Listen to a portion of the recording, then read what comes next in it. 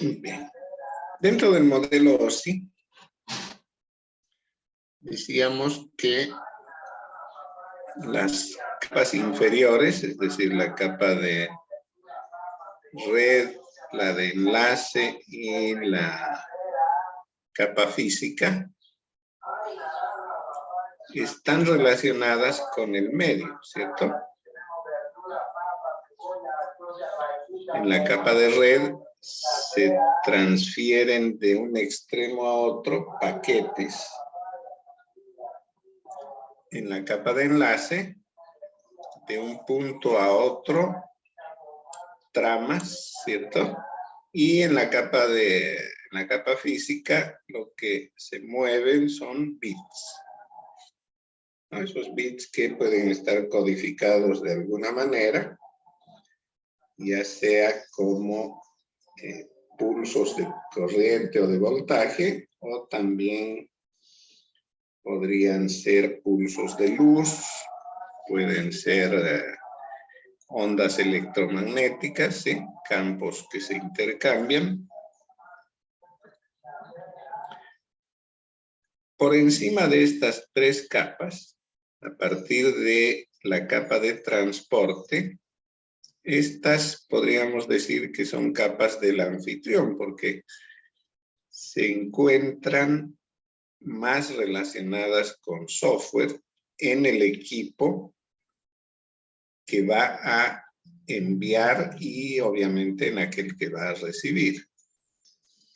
Entonces, ¿qué es lo que mueve la capa de transporte? Son segmentos.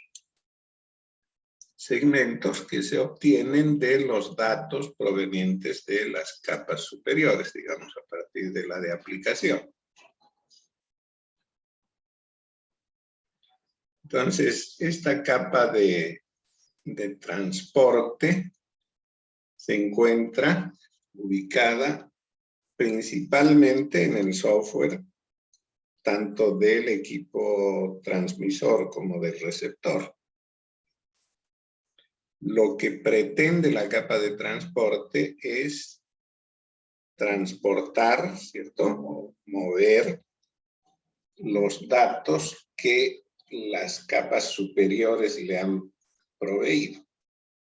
Y para ello los divide, decíamos, en segmentos. Entonces su finalidad es la de lograr ese transporte seguro, sin errores, desde el proceso de emisión hasta el proceso de recepción. En cuanto al equipamiento, ya lo habíamos visto en clases anteriores. En las capas de red hasta la capa física podríamos hablar de que el principal elemento es hardware, ¿no? Aunque obviamente que a medida que vamos subiendo de la capa física hacia la de red, hay ya cierto nivel de software, ¿no? La capa física es eminentemente hardware. En la de enlace ya hay cierta relación hardware-software. En la de red, si bien se habla de equipos como los enrutadores, por ejemplo, y sus enlaces, estos se pueden ver como computadoras especializadas, ¿eh? Entonces, no es solamente hardware, sino que hay una gran cuota de software. Pero a partir de la capa de transporte para arriba, ya todo puede considerarse software, a excepción de un hardware del que vamos a hablar más adelante, que es el del gateway, ¿no? En la capa física decíamos los equipos que podríamos mencionar, aparte de los cables y las ondas electromagnéticas, son los concentradores, los repetidores. En la de enlace, obviamente estamos hablando de la tarjeta de red, también hablaremos de los conmutadores o switches, los puentes. La de red exclusivamente de routers y en la de transporte posiblemente gateways.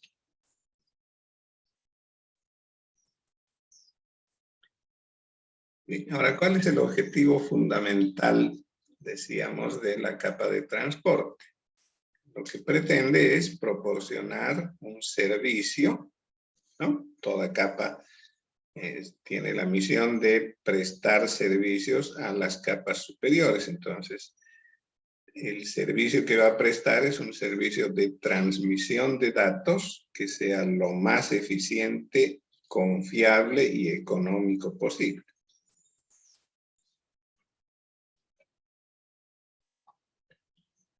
En cada una de las capas que hemos estudiado, algo se mueve de un punto a otro, de un extremo a otro, pasando ya sea a través de la subred o simplemente entre un extremo y otro de un cable. En la capa de transporte, la entidad que se mueve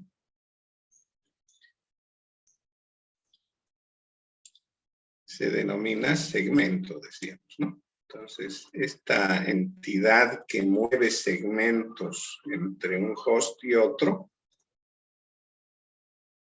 que reside básicamente en el software, pero que podría de alguna manera estar inserto en algún hardware, ¿sí?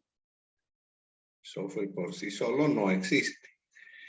Entonces puede estar en una parte, en el kernel, o sea, en el núcleo del sistema operativo, parte de la capa de transporte de esta entidad que se ocupa de mover segmentos, también reside en bibliotecas de algunas aplicaciones, en procesos de usuario y naturalmente que también estará en la tarjeta de interfaz de red.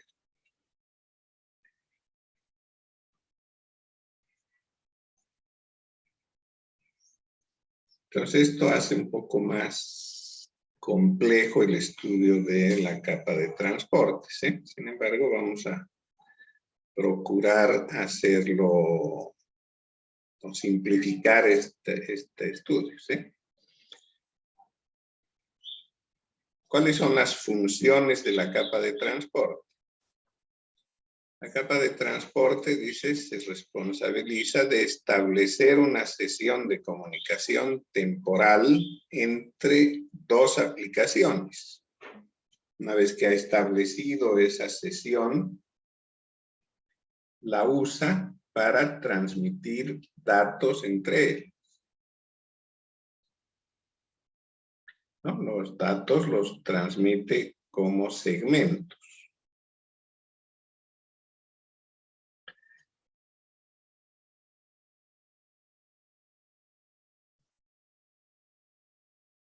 Ahora, para que esto se pueda realizar de manera confiable, requiere de un rastreo de la comunicación, es decir, estar continuamente al tanto de que esa comunicación que ha partido al momento de establecerse una sesión se sostenga, ¿sí? Entonces, se pueda hacer permanente esa sesión, de manera que puedan fluir datos entre el origen y el destino. Otra función de la capa de transporte es tomar los datos que vienen de las capas superiores y dividirlos en segmentos, ¿no? ¿Por qué siempre, y esto lo hemos visto tanto en la capa de transporte como en la de enlace, se dividen los elementos provenientes de la capa superior en partes? Esto se hace para administrar mejor, en este caso, el transporte. Entonces, desde el lado del transmisor, se efectúa esa división de los datos en segmentos y el receptor se va a ocupar de reunir los segmentos y entregarle a la capa superior el dato de manera que pueda para la capa superior ser totalmente transparente el hecho de la existencia de las capas inferiores, ¿no? La capa superior debe ver como que está transmitiendo datos de un origen a un destino. Y para ello, la capa de transporte tiene que cumplir esas dos funciones, ¿sí?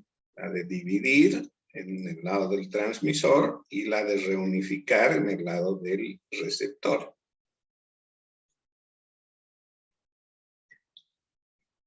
Otra de sus funciones es la identificación de qué aplicación es la que ha provisto los datos, ¿sí? Esto para que se pueda identificar quién es el destino de ellos, ya que la capa de transporte no está ocupada solamente de transportar el dato de un procedimiento a otro.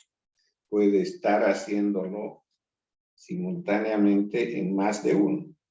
Entonces tiene que tener un mecanismo de identificación de cuál es la aplicación a la que corresponden esos datos, tanto en el origen como en el destino.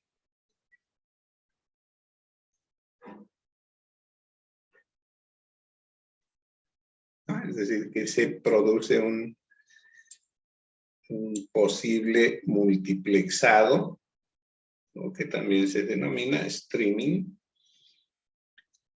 mediante el cual se está compartiendo las sesiones para varios procedimientos de origen y de destino, ¿no? Entonces, simultáneamente podríamos estar transmitiendo un mensaje de correo, mensajería instantánea, ¿cierto? Podríamos estar haciendo consultas en más de una página web. Se podría estar comunicando voz a través de telefonía IP. Y también podríamos estar transmitiendo o reproduciendo video. Entonces, este efecto de multiplexado es tal que se va a segmentar cada uno de estos datos y se lo va a enviar de esa manera, por segmentos. Entonces, podría estarse enviando un segmento que corresponde a parte de un mensaje de correo, al mismo tiempo enviarse una parte de la mensajería instantánea, ¿cierto? Bien podría ser correo.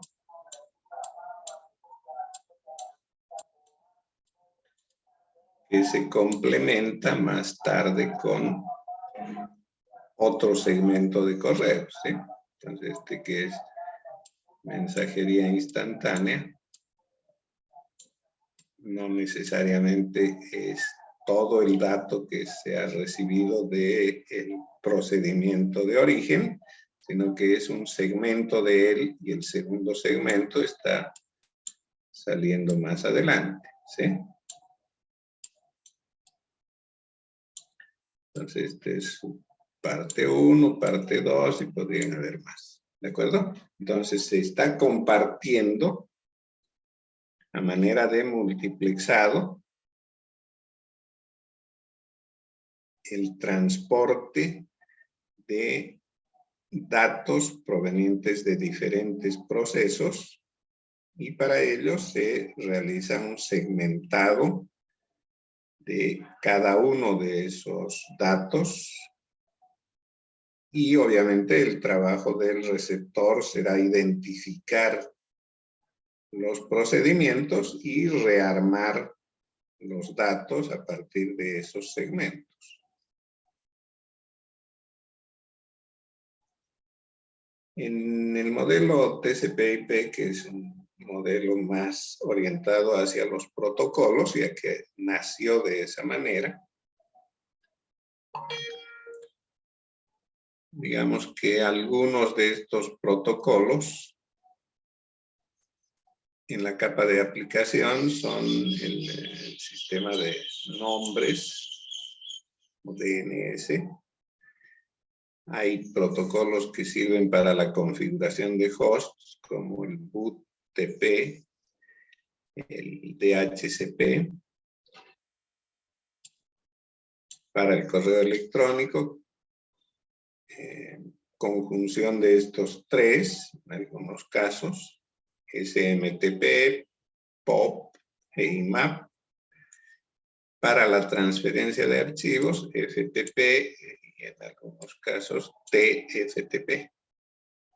Y para el manejo de páginas web, HTTP. En cambio, en la capa de transporte, básicamente son dos, UDP y TCP. ¿Cierto? Diferencia entre uno y otro, básicamente, UDP trabaja sin establecer sesiones y TCP lo hace estableciendo sesiones.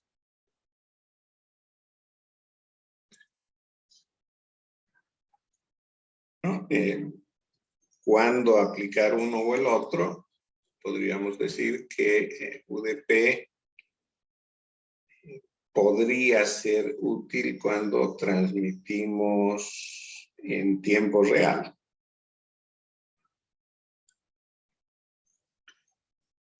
Tanto que TCP está más orientado a el transporte debido a la seguridad que ofrece el arribo de los datos, ¿no? Esto podría verse dificultado cuando lo que se pretende es hacer una transmisión en tiempo real, por ejemplo, de audio o de video.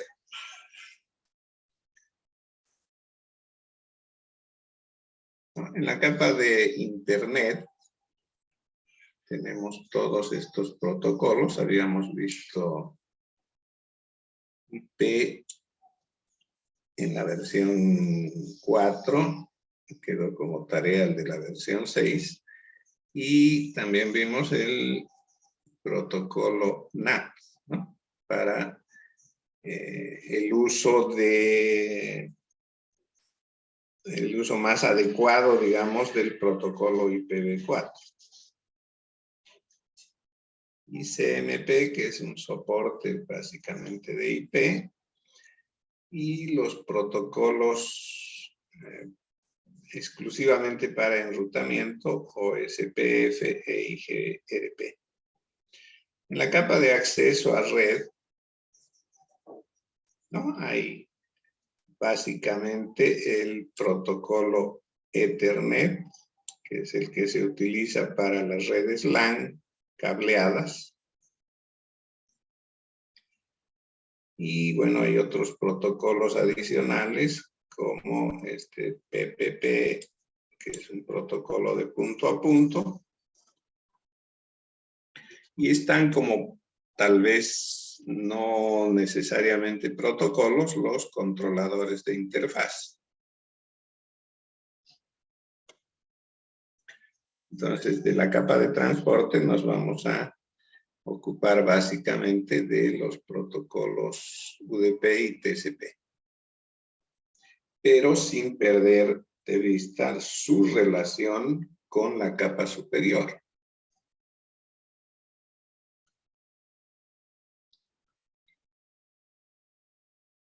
La diferencia básica entre los dos es la confiabilidad.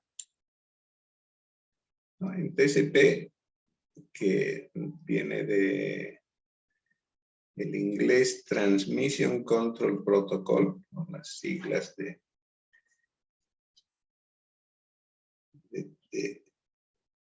que en español vendría a ser protocolo de control de transmisión. Lo que pretende es proporcionar una entrega confiable que asegure que todos los datos van a llegar al destino. Entonces, para esto utiliza el mecanismo de acuse de recibo. Cada vez que envía un segmento, queda en espera de que el receptor le comunique que ha recibido ese segmento y queda en espera de los siguientes. Entonces, esto asegura que la entrega se ha realizado sin errores. Porque cada vez que transcurre un tiempo sin recibir el acuse de recibo, lo que hace el transmisor es repetir el segmento, volver a enviarlo. De esta manera se asegura que los segmentos viajen del origen al destino. Naturalmente que esto demanda un mayor uso de la red, ¿no? Provocando en ella una sobrecarga.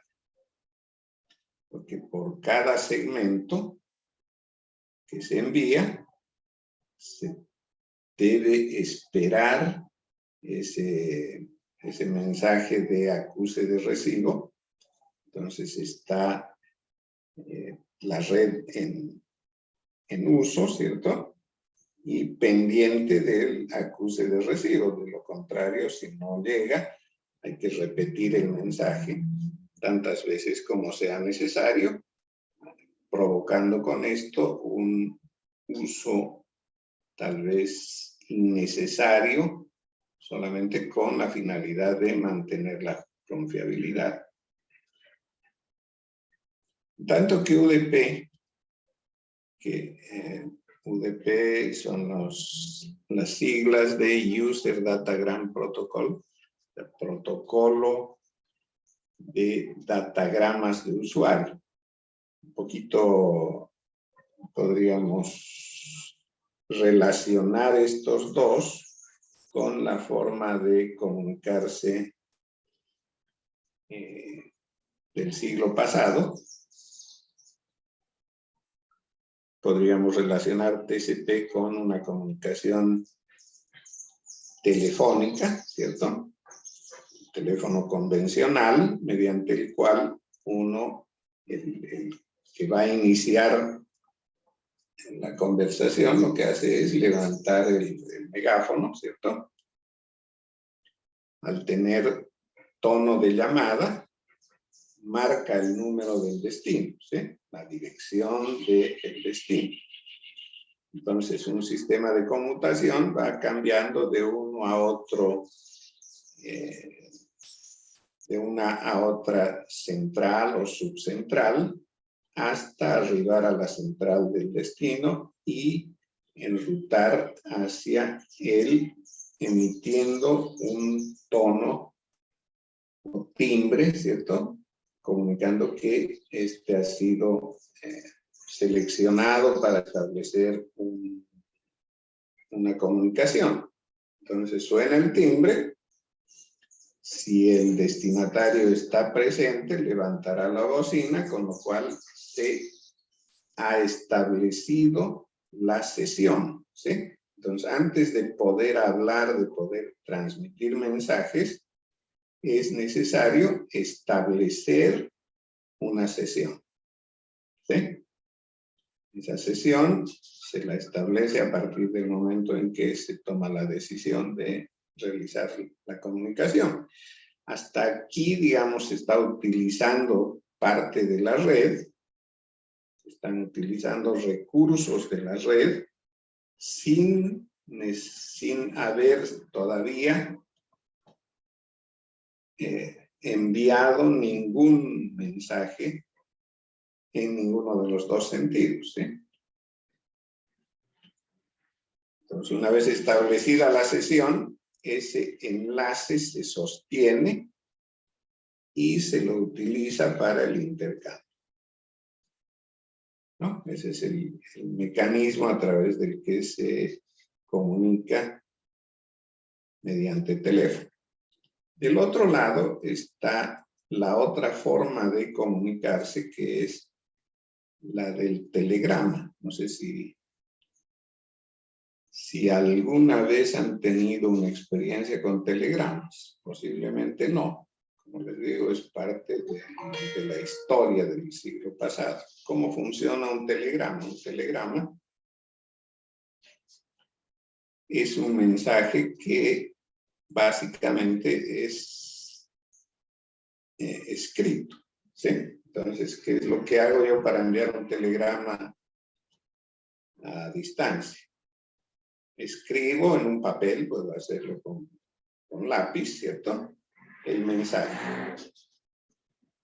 Aquí hay que tener en cuenta que lo que se busca es ahorrar un poco de recursos, ¿cierto? Porque el costo de los mensajes se lo evalúa por palabras. Entonces la gente acostumbraba a ver la forma de decir todo lo que quería transmitir con la menor cantidad de palabras, ¿eh? Entonces hay que obviar algunos verbos, algunos sustantivos, etcétera, de manera que se acorte el mensaje y tenga la posibilidad de comunicar todo lo que se quiere decir.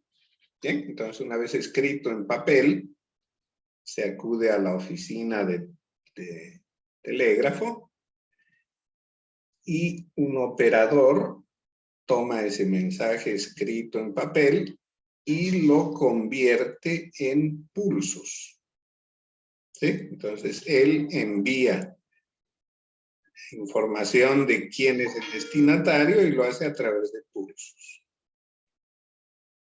Y estos viajan por cables, ¿cierto? Puede pasar por una o más estaciones hasta llegar al destino.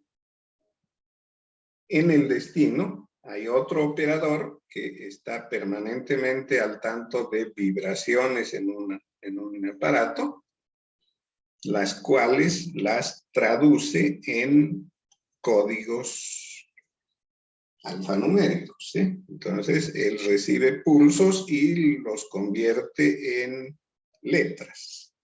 Letras, números, signos, símbolos, etcétera, para conformar el mensaje nuevamente escrito. Y bueno, a partir de ese momento, una vez que se tiene el mensaje escrito, hay que ubicar al destinatario para entregárselo, ¿no? Entonces, este mecanismo a través del cual se comunica no requiere, fíjense, no requiere de establecerse una sesión. Simplemente uno va y deja su mensaje en la oficina de correo. Mediante alguna codificación, el receptor, quien es el destinatario, se va a enterar que tiene un mensaje y acudirá a la oficina para recogerlo, ¿no? O tal vez hay algunos servicios en los cuales un funcionario de la oficina de correo, de telegramas, lleva el telegrama escrito en papel a el destinatario si se ha proporcionado su dirección geográfica, ¿sí? Entonces, obviamente, aquí hay una menor sobrecarga porque el sistema, la red, se la utiliza solamente en el momento de transmitir el mensaje. A diferencia de lo que ocurre con TCP. TCP empieza a ocuparse aún antes de haberse enviado mensaje alguno, ¿no? Entonces queda destinada toda una ruta de transmisión entre el origen y el destino hasta que ésta se desocupe y se libere.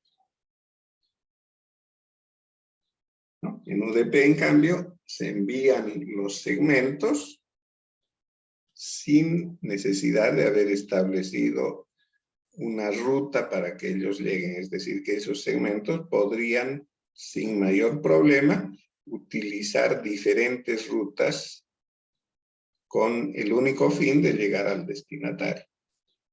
Y bueno, él se ocupará de rearmarlos porque pueden llegar a distintos momentos, ¿sí? Bueno, aquí hay un par de dibujos que nos orientan un poco cómo es que TCP y UDP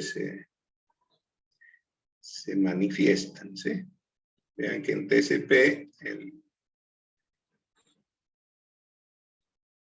el que va a originar el mensaje, la comunicación,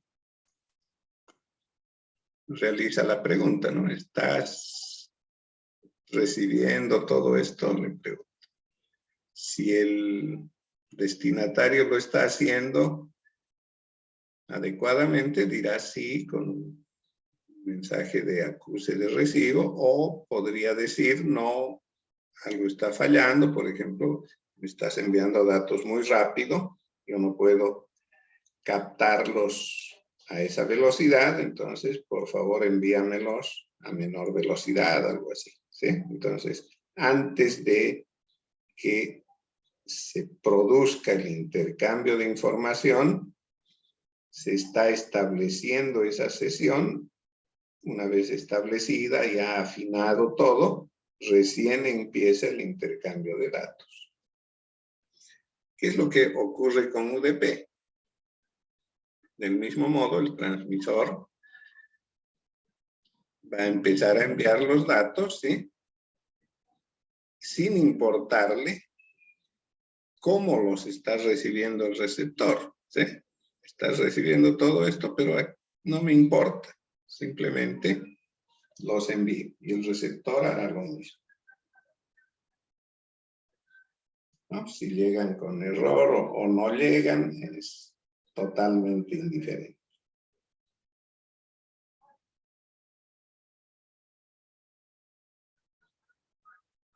¿No? El único objetivo en UDP es transmitir los segmentos. En cambio, en TCP se va a primero establecer la sesión, realizar el intercambio. En cada segmento se hace una verificación de que este llegó sin errores, ¿sí? Caso contrario, se repite el mensaje, se lo vuelve a enviar hasta que esté conforme con él. Ahora, para poder realizar esto, normalmente se utiliza el método de primitivas. Podríamos pensar en primitivas muy elementales. Sí, aquí hay un conjunto de 5 primitivas. Listen, connect, send, receive y disconnect. ¿Cómo funciona esto? La primitiva listen no está enviando ningún paquete ni nada, simplemente el receptor permanece bloqueado hasta que algún proceso intente conectarse con él. Simplemente está pendiente de que alguien quiera comunicarse con él, alguien quiera conectarse a él. La primitiva connect va a pretender activamente establecer una conexión. Una vez que esto ocurre, a través de las primitivas send y receive, se produce el intercambio de segmentos, ¿cierto? Entonces, con send recién hay transmisión de datos, ¿no? El emisor envía información, el receptor la recibe.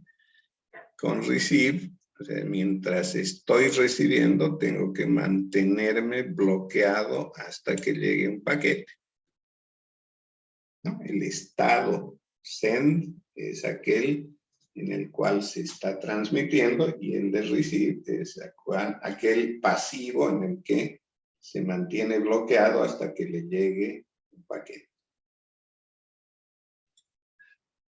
Y finalmente la primitiva disconnect, que lo que va a efectuar es simplemente la liberación de la conexión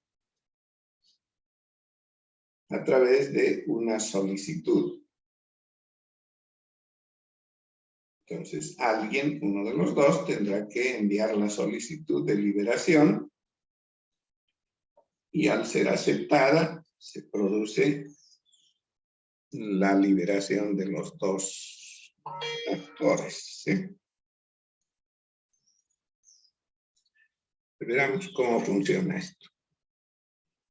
Tenemos un servidor, un cliente.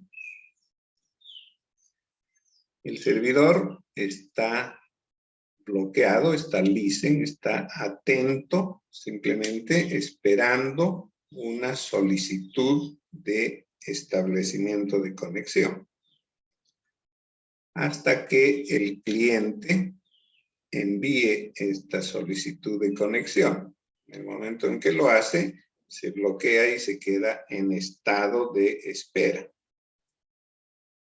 Entonces envía la solicitud de conexión y queda bloqueado esperando la aceptación. En el momento en que recibe el servidor esa solicitud, se pone activo y acepta la conexión. Entonces el cliente ya sabe que su solicitud ha sido aceptada y puede iniciar el intercambio de datos. Entonces empieza a enviar y recibir datos.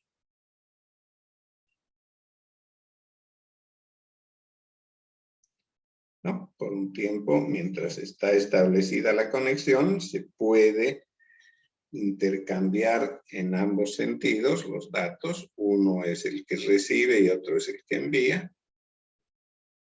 Hasta que en algún momento, una vez terminado el proceso que ha iniciado esta conexión e intercambio, decida desconectarlo. En ese momento, el servidor nuevamente pasa al estado listen, esperando una otra conexión e intercambio. Bien. Digamos que este tipo de primitivas, aunque de manera más compleja, más completa, se han estado utilizando desde hace mucho tiempo. Un conjunto de estas primitivas constituyen lo que se conoce como sockets de Berkeley, ¿no? Es una universidad de Estados Unidos que ideó, digamos, este método para la conexión, transmisión y desconexión de un enlace. Entonces, estas primitivas que utiliza Berkeley, denominadas sockets, tiene las siguientes primitivas. Socket, a través de él se crea un nuevo punto terminal de comunicación, ¿no? Un punto terminal identificable de comunicación. Con la primitiva bin se asocia una dirección local con el socket. Entonces, ese punto terminal de comunicación que se ha creado con socket,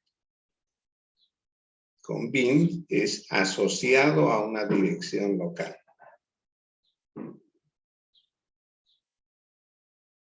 La primitiva listen anuncia la disposición de aceptar conexión,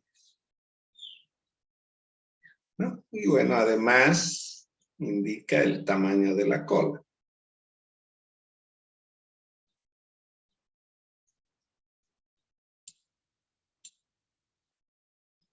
Con la primitiva accept se establece de manera pasiva la conexión,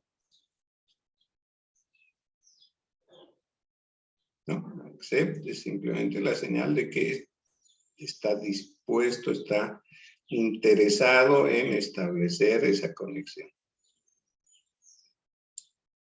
Tanto que connect es aquella primitiva a través de la cual, ¿no? O digamos, esa primitiva va a provocar el efecto de intento de establecer activamente una conexión. Con las primitivas send y receive se intercambian. Send envía datos utilizando la conexión ya establecida y mediante receive se los recibe. Finalmente, la primitiva close lidera la conexión. ¿No? Entonces, con ese conjunto de primitivas, vean que bastante mejoradas respecto a las que habíamos visto anteriormente, esas muy básicas, que eran solamente 5, se puede utilizar el protocolo TCP, es decir, establecer una conexión, utilizarla y finalmente liberarla. Aquí tenemos que considerar aquello del anidamiento de la carga útil, ¿sí? Habíamos visto que en cada una de las capas se realiza este procedimiento, es decir, en la capa de transporte, una porción del dato recibido de la capa superior, al que se llama segmento, se lo envía a la capa inferior, es decir, a la capa de red, añadiéndole un encabezado, ¿sí? Entonces hay una cabecera de segmento añadida, lo cual constituye para la capa de red en la carga útil. En la capa de red se conforma lo que se llama un paquete, que también podría ser una porción de un segmento. Entonces, el paquete está conformado por esa carga útil recibida de la capa de transporte, más su encabezado. Y esto se le entrega a la capa de transporte mediante la interfaz correspondiente, la cual considera todo esto, lo que ha recibido de la capa de red, es decir, el encabezado más el paquete, constituye para él la parte correspondiente a la carga útil, que añadiéndole su propio encabezado, va a constituir lo que se llama una trama.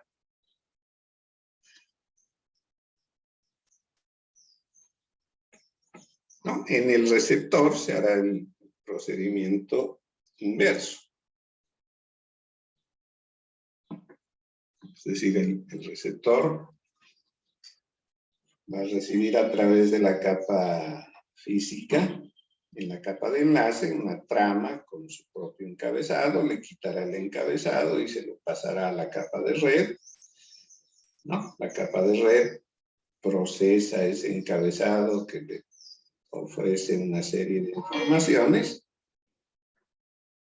que no es parte del dato, ¿cierto? Es simplemente información que forma parte de su protocolo, en este caso de capa de red, ¿no? Utiliza aquello, toda esa información que está en la cabecera, y luego la quita y le pasa a la capa de transporte para que ella proceda mediante lo que diga su encabezado a reconformar un dato, ¿cierto? Uniendo varios segmentos y conformando con ello el dato original. Eso había sido todo por hoy.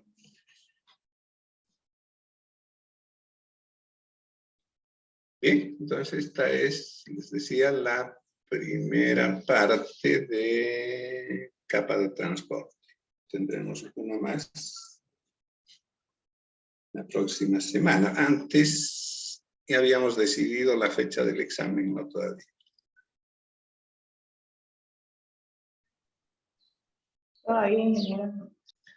Todavía no. Entonces, nos queda por fijar esa fecha para cuando podríamos tener nuestro segundo parcial.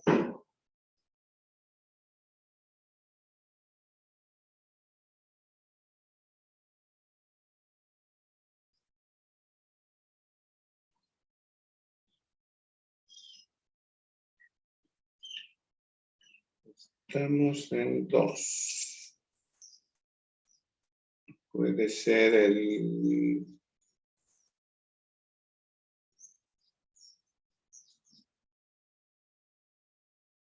jueves.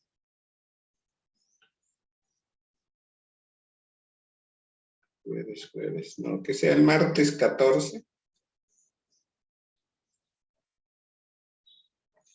Usaremos el jueves 9 para el proyecto. Todavía no me han pasado sus grupos, ¿no? Ah, está bien, ingeniero, creo que sí. ¿Sí? Igual, si no, podemos cambiarla más adelante, ¿no? Si es que ya... Sí. Sí, pero háganlo pronto, pues así van a tener más tiempo para trabajar. Entonces, el 9 tendríamos el proyecto, ¿está bien?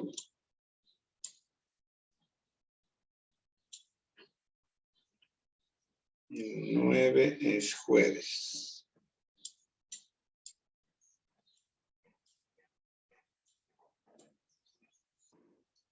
Y el martes 14 podríamos tener el segundo parcial.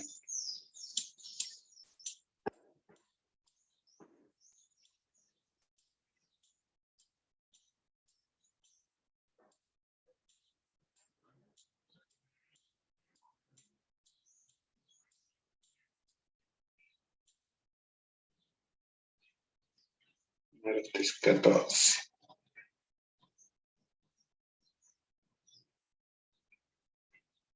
Quizás quedaría para el 23 el examen final, ¿sí?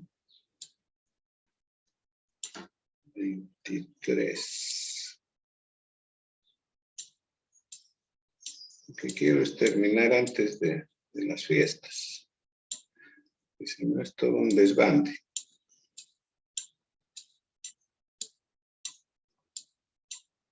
¿Y va a haber repechada, disculpe, ingeniero? Si es que en caso... Quedaría para después de la Navidad, ¿no? Puede ser el martes 28. Ok. Bien. Entonces quedamos así.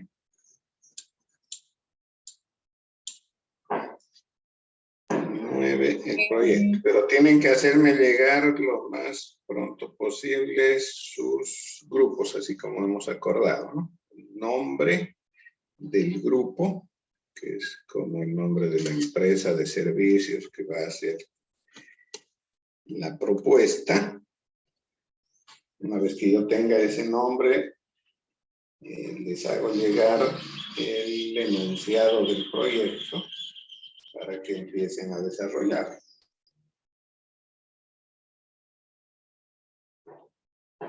Y el 9 me lo presentarían ya como una presentación de PowerPoint, ¿sí? Bien resumido, simplemente lo principal del proyecto, con la finalidad de convencer al supuesto cliente de que ese proyecto es el mejor.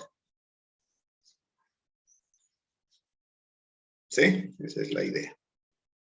Ingeniero, los nombres se los hacemos llegar por WhatsApp, por el grupo. Sí, por el grupo de WhatsApp, así evitamos que se repitan nombres, por ejemplo.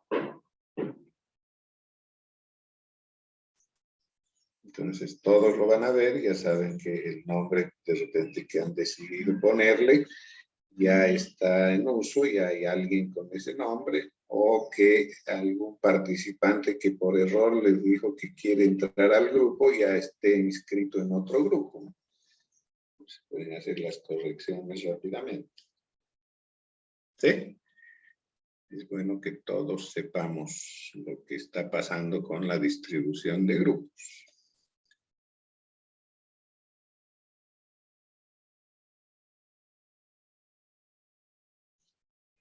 Bueno, entonces yo, una vez que tenga Disculpe, ingeniero. los grupos, les hago llegar los enunciados. Dígame. La cantidad de integrantes en un grupo, ¿de cuánto era? De 4.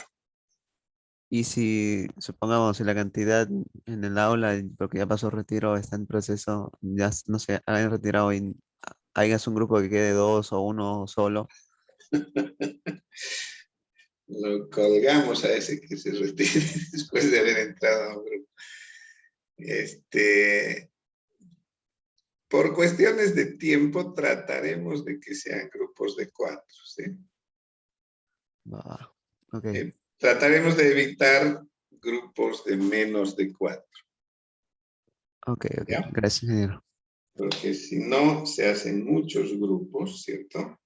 Y el tiempo que necesitamos para las exposiciones nos va a comer de repente más de una clase.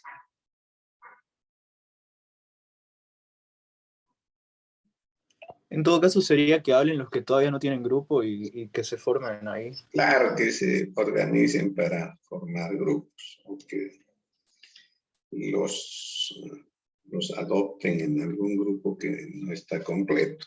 Por eso es bueno que empiecen a poner nombres de grupos con por lo menos en principio 2 o 3 integrantes para que alguien se pueda adherir a esos grupos.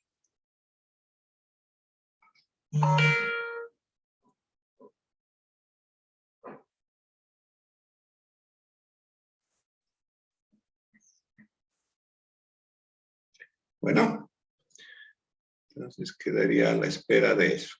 Todavía no les he pasado el práctico, ¿no? Ya lo estoy terminando. Hoy día mismo les voy a pasar el práctico de Subnetting. Disculpe, ingeniero, ¿práctico de qué? De Creo que sí nos pasó un Subnetting, práctico. básicamente Subnetting, son ejercicios de Subnetting. Ok, listo. Bien. Entonces nos despedimos hasta el martes. Hasta luego, ingeniero. Listo, ingeniero. Hasta luego. Bueno, Gracias. cuídense.